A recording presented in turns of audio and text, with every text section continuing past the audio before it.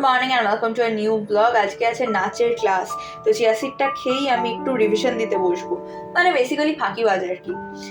মানে যেদিন নাচের ক্লাস সেই দিন মনে পড়েছে রিহার্সাল দেওয়ার কথা, প্র্যাকটিস করার কথা। হ্যাঁ, সেরকম খুব একটা নয়, আমি প্র্যাকটিস করি না যে একদম তা নয়, আবার খুব প্র্যাকটিস করি প্রতিদিন 2 ঘন্টা একদম নিয়ে বসি এরকমও নয়।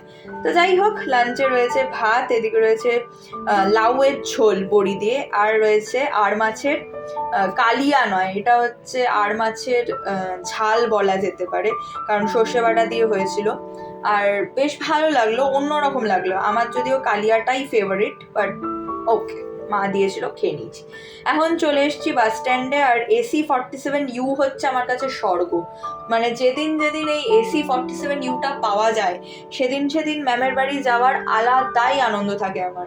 তবে এই বাসের অ্যাভেলেবিলিটি অনেক সময় আমি দেখেছি কম, বিশেষ করে ফেরার পথে তো কোনোদিনই পাই না।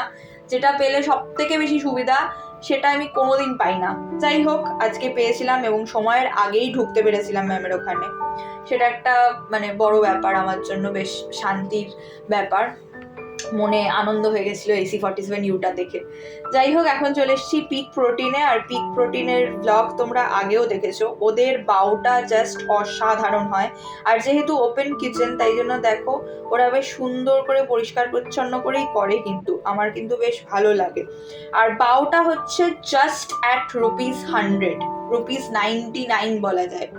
তো 99-এ দুটো বাও মানে ভাবা যায় না, অসাধারণ টেস্টটা হয়, একটু স্পাইসি, একটু সুইট, একটু ট্যাঙ্গি, খুবই ভালো লাগে। তো এখন ধরেছি বাড়ি ফেরার পথ। দেখা হবে তোমাদের সাথে আরেকটা নতুন ব্লগে। টিল দেন টাটা, সবাই খুব ভালো থেকো, সুস্থ থেকো, সাবধানে থেকো।